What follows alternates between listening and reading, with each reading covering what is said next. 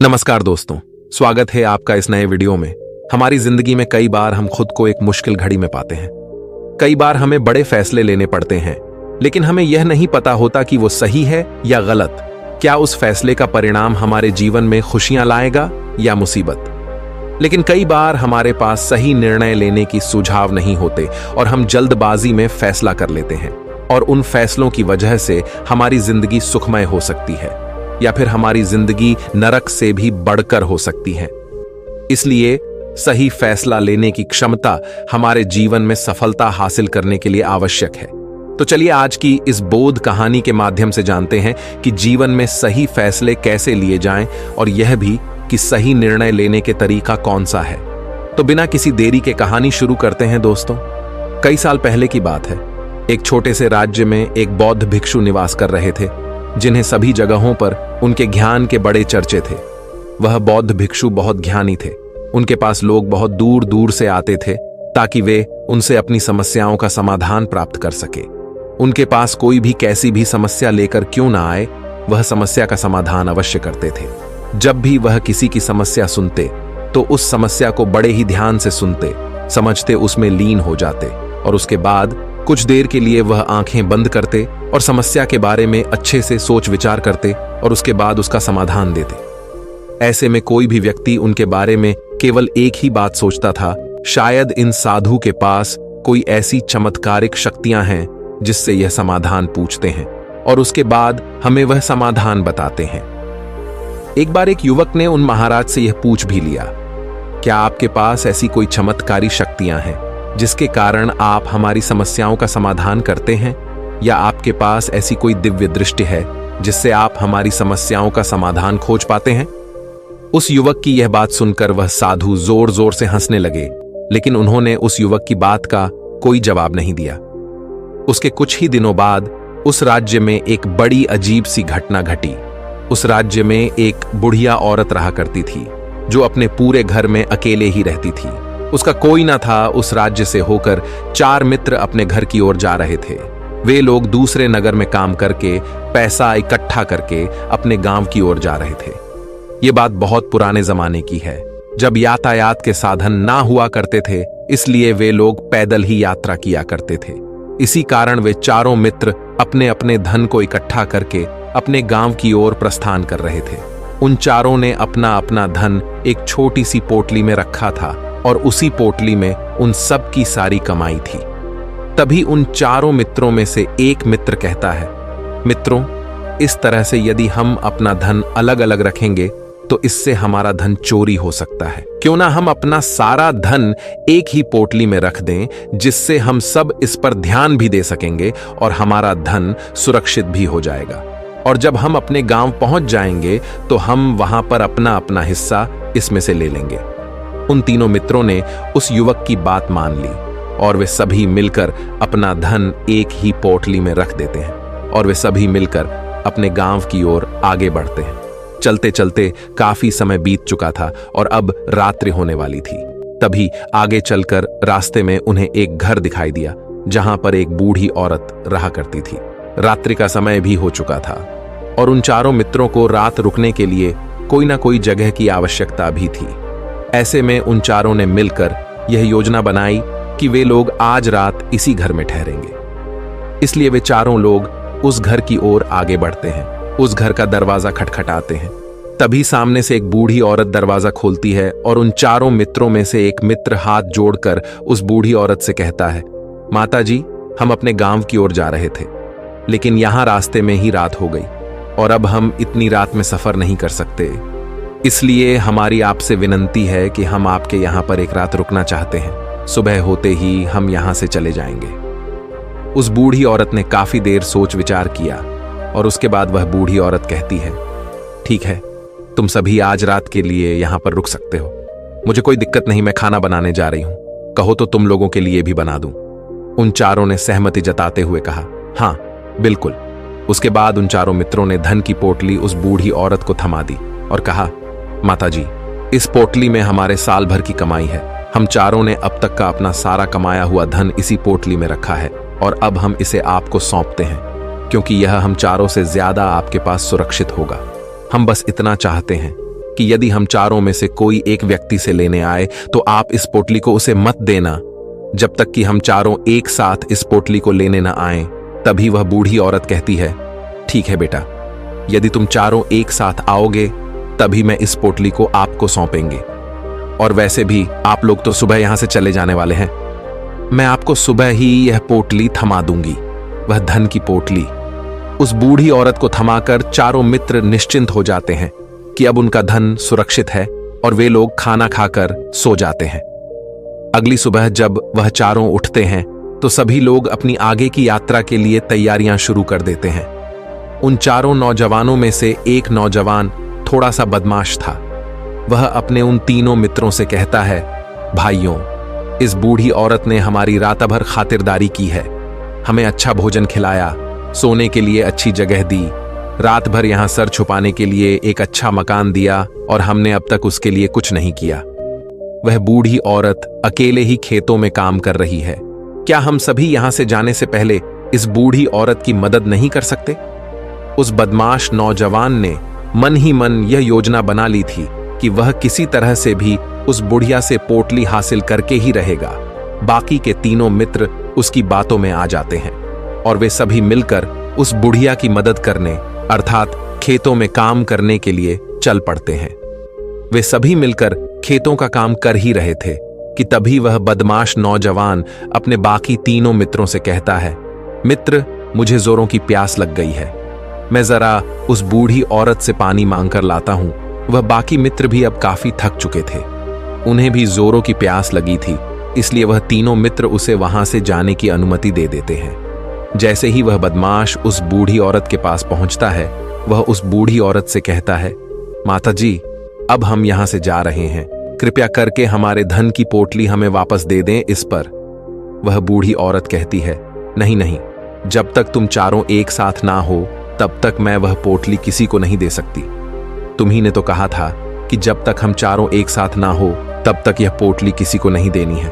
तभी वह बदमाश उन तीनों की तरफ इशारा करते हुए कहता, हे लाओ। उन तीनों ने सोचा कि हमारा मित्र हमारे लिए पानी लाना चाहता है, इसलिए वह हमसे आज्ञा मांग रहा है। तभी उन तीनों मित्रों ने इशारे में उस युवक से कहा, हाँ हाँ ठीक है, ले आओ।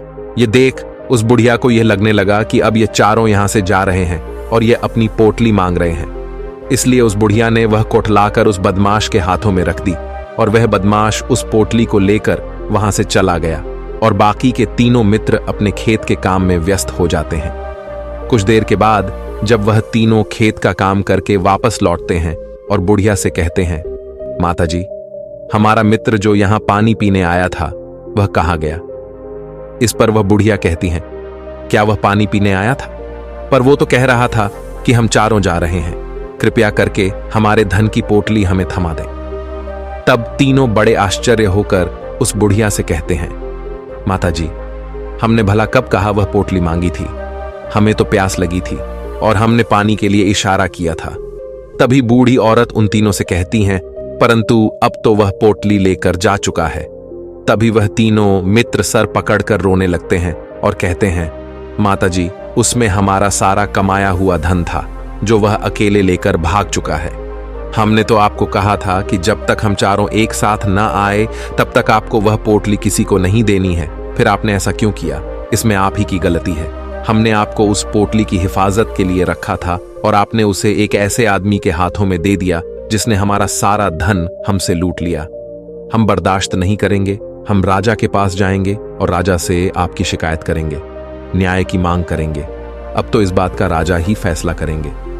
तीनों नौजवान क्रोधित होकर राज दरबार में पहुंच जाते हैं और अपनी सारी समस्या उन राजा को बता देते हैं। जब वह राजा उन तीनों नौजवानों की बात ध्यानपूर्वक सुनता है तो वह तुरंत ही उस बुढ़िया को राज दरबार में पेश होने का आदेश देता है।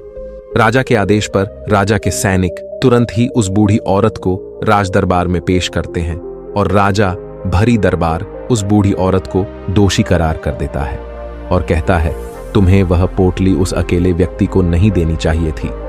जब उन्होंने तुमसे कहा था कि जब तक वह चारों एक साथ उस पोटली को लेने ना आए तब तक तुम्हें वह धन किसी को नहीं देना चाहिए था।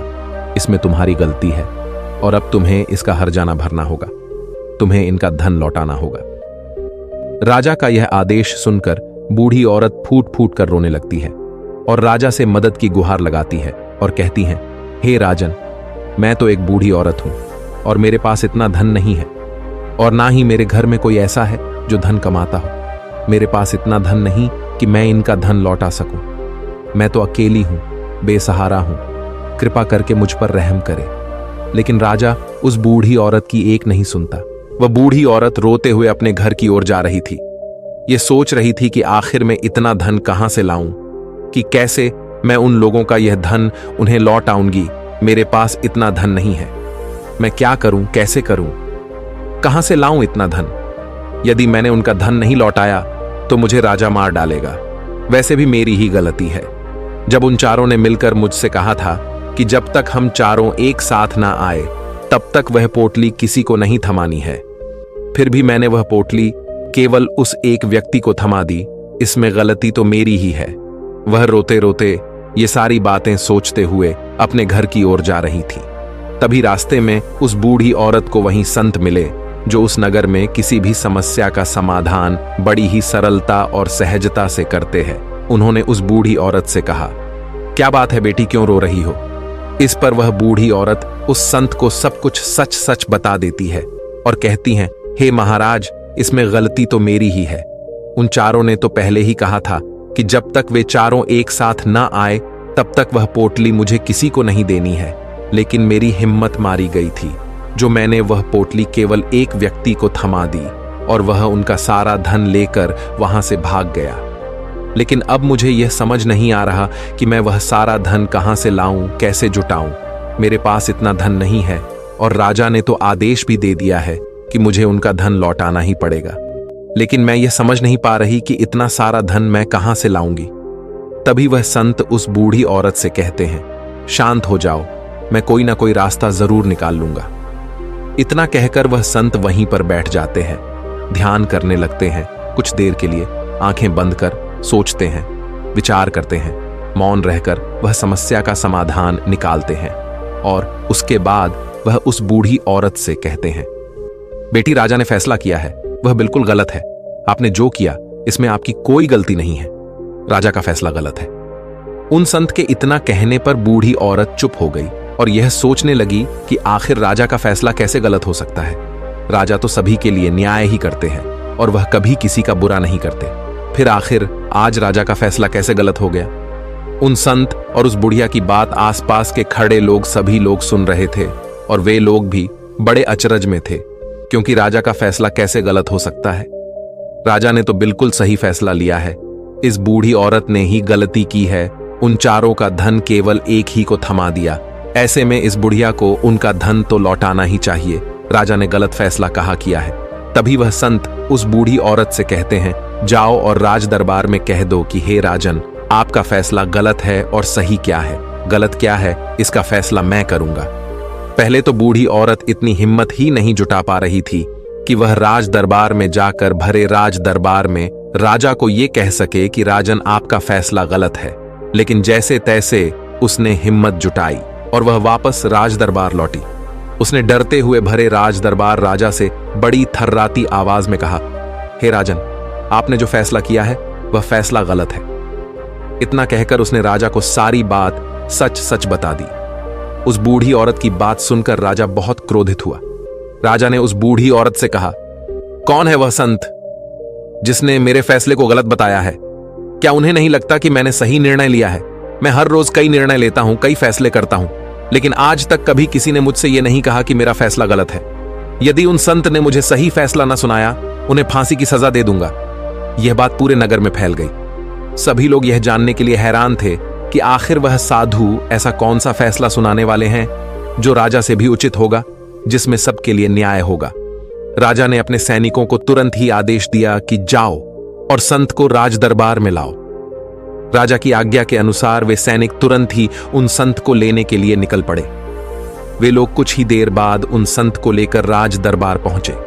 राज दरबार में सभी लोग उपस्थित थे और सभी लोग उन संत के फैसले का इंतजार कर रहे थे। उन संत को देखकर राजा कहता है, महाराज, आपको ऐसा क्यों लगता है कि हमने जो फैसला किया है वह गलत है? इस बुढ़िया ने यह वादा किया था कि वह चारों लोगों को एक साथ ही वह पोटली जमाएगी। फिर आखिर उसने अपना वादा क्यों तोड़ा? इसने यह गलती क्यों की कि इसने केवल एक ही को पोटली थमा दी और वह उनका सारा धन लेकर यहां से भाग गया? तो क्या इसमें इसकी गलती नहीं है? क्या इससे इनका धन नहीं लौटाना चाहिए? इस पर वह साधु बड़ी विनम्रता से राजा से कहते हैं, हे राजन, यह आपका फैसला था, लेकिन मैं आपसे कुछ कहना चाहता हूं।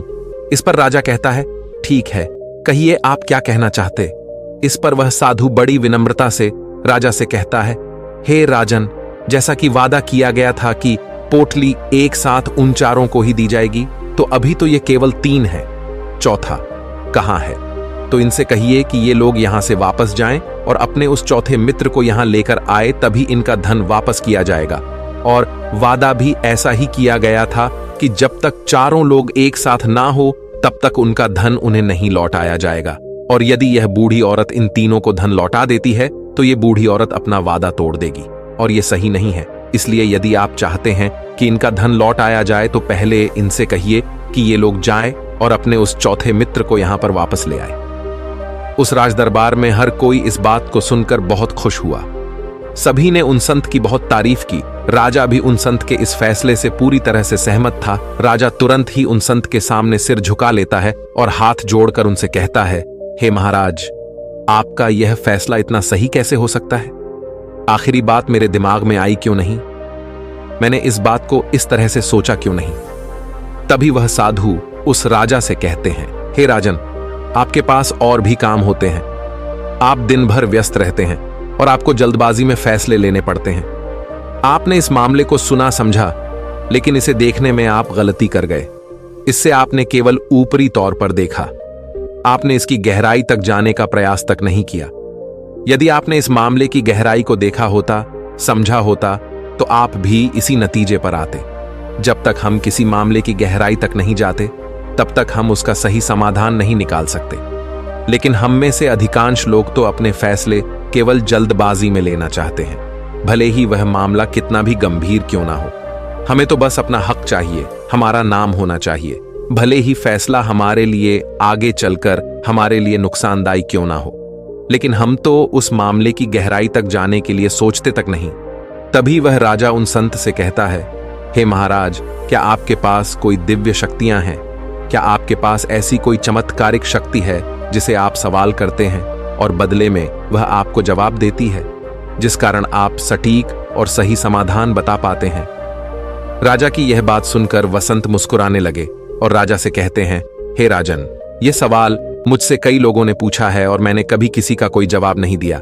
लेकिन आप इस राज्य के राजा हैं, इसलिए मैं आपके इस प्रश्न का उत्तर देता हूं।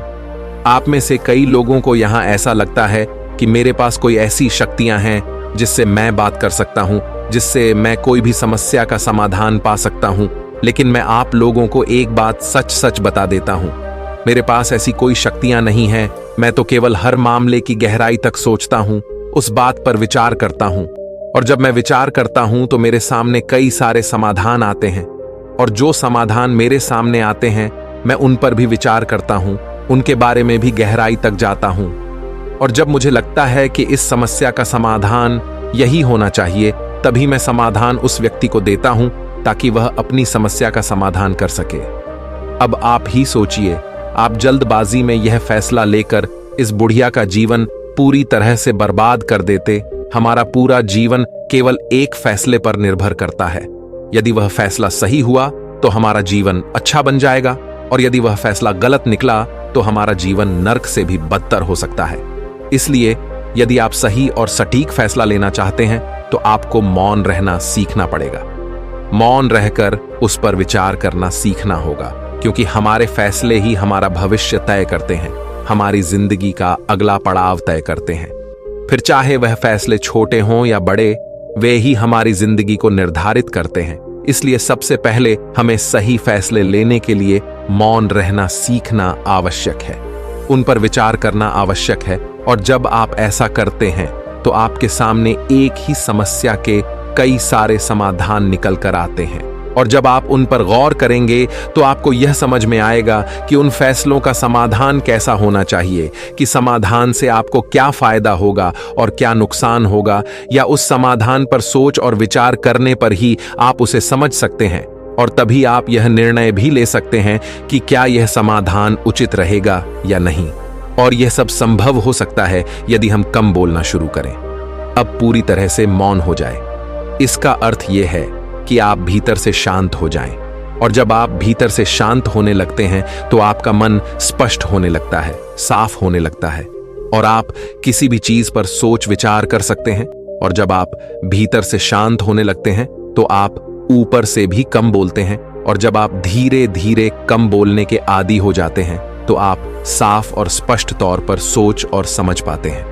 आपके विचारों में शुद्धता आ जाती है, जिससे आपको यह साफ और स्पष्ट देखने को मिल जाता है ये कौन सा फैसला सही होगा और कौन सा फैसला गलत होगा। आपको उस परिस्थिति में क्या करना चाहिए और क्या नहीं करना चाहिए। लेकिन हम में से अधिकांश लोग अपने आप को सही साबित करने के लिए, अपने आप को ऊंचा साबित करने के लिए अत्यधिक बोलते हैं, और इतना बोलते हैं कि हर कोई उनकी बातों को गंभीरता से नहीं लेता। उन्हें ऐसा लगता है कि मानो ज्यादा बोलना ही हमारे लिए हमारा शस्त्र है, लेकिन वह यह भूल जाते हैं कि वह अत्यधिक बोलकर मूर्ख बन रहे हैं। लोग हमारा मजाक बनाते हैं, हमें मूर्ख समझते हैं, हमसे दूर रहने लगते हैं क्योंकि उन्हें हमारी बक बक अच्छी नहीं लगती। लेकिन जब आप भीतर से शांत होने का प्रयास करते हैं और धीरे धीरे भीतर से शांत होने लगते हैं तो आप खुद ब खुद ऊपरी तौर पर कम बोलना शुरू कर देते हैं। इससे आपके मन में, आपके मस्तिष्क में एक साफ और स्पष्ट विचार उत्पन्न होते हैं और आप अपने आप को साफ स्पष्ट तौर पर समझ पाते हैं, देख पाते हैं आपको कब, क्या, क्यों और कितना बोलना चाहिए, और आपको कब, कैसे, क्यों, किस तरह से कौन सा फैसला लेना सही है या नहीं, यह भी आप अच्छी तरह से समझ और जान पाते हैं। जब आप कम बोलना शुरू करते हैं तब आप अपने आप को बहुत अच्छी तरह से समझना शुरू कर देते हैं, अपने आप पर अच्छी तरह से विचार करना शुरू कर देते हैं। तब आपको यह बात भी बहुत अच्छी तरह से समझ में आने लगती है कि जो हम बेकार की बक बक करते हैं उस पर हमारे शरीर की बेवजह ही कितनी सारी ऊर्जा यूं ही व्यर्थ हो जाती है, नष्ट हो जाती है, जिसे हम चाहे तो किसी जरूरी काम में लगा सकते हैं, फैसले लेने में लगा सकते हैं, जिससे हम तनाव मुक्त रह सकते हैं और हमें अच्छी नींद भी आ सकती है। और यदि आप इसी प्रकार सोच विचार कर फैसले लेना शुरू करते हैं तो आपका मस्तिष्क भी अच्छी तरह से काम करने लगता है और आपका मस्तिष्क पहले से भी ज्यादा शक्तिशाली हो जाता है। और इसका एक बहुत अच्छा उदाहरण भी आपको मैं बताना चाहूंगा। जब आप स्कूल में पढ़ते थे या फिर आज भी आप पढ़ रहे हो तो आपने देखा होगा कि जो बच्चे होनहार होते हैं, होशियार होते हैं, वे लोग बहुत कम बातें करते हैं और अपना समय सही चीजों में लगाते हैं। वह अधिकांशतः अपना समय मौन होकर ही बिताते हैं। इसी वजह से वह पढ़ाई करने में बहुत तेज होते हैं। वह जो कुछ भी पढ़ना चाहते हैं वह उसे याद कर ले जाते हैं। लेकिन वहीं पर दूसरी तरफ जो लोग बहुत अधिक बोलते हैं, यदि आप उन्हें पूरे 24 घंटे भी दे दें तो भी वह उस तरह से उन चीजों को याद नहीं रख सकते जिस तरह से वह मौन रखने वाले बच्चे उन बातों को याद कर लेते हैं। और महान चाणक्य ने भी यही कहा है कि जो व्यक्ति ये समझ जाता है कि उसे कब, कहां और कितना बोलना चाहिए, उस व्यक्ति को सफल होने से कोई नहीं रोक सकता। और आप इतिहास उठाकर देख सकते हैं, आज तक जो भी लोग महान हैं, जो लोग भी सक्सेसफुल बने हैं, उन लोगों की आदत बहुत कम बोलने की है। उनका पूरा ध्यान केवल अपने लक्ष्य पर होता है और अपना पूरा समय वह अपने लक्ष्य को पाने में ही लगा देते हैं। इसीलिए आपको भी यह आदत अपने जीवन में उतारनी चाहिए। और कम बोलने का अर्थ यह नहीं कि आप ऊपर से कम बोलें, बल्कि आप भीतर से कम बोलिए, भीतर से शांत रहिए। यदि आप रोज इसका अभ्यास करते हैं तो केवल कुछ दिनों में ही इससे होने वाले लाभ आपको आपके सामने नजर आने लगेंगे। दोस्तों, आपने आज के इस वीडियो से क्या सीखा वह मुझे आप कमेंट में बता सकते हैं। इसी के साथ मैं उम्मीद है कि आपको आज की वीडियो पसंद आई होगी, तो इस वीडियो को उस इंसान को शेयर करें जिससे ये कहानी सुनने की जरूरत है, और उसी के ठीक बाद चैनल को सब्सक्राइब करें। तो चलिए फिर मिलते हैं ऐसी एक और नई वीडियो में एक नए मैसेज के साथ। तब तक के लिए अपना ख्याल रखें। धन्यवाद और नमो बुद्धाय।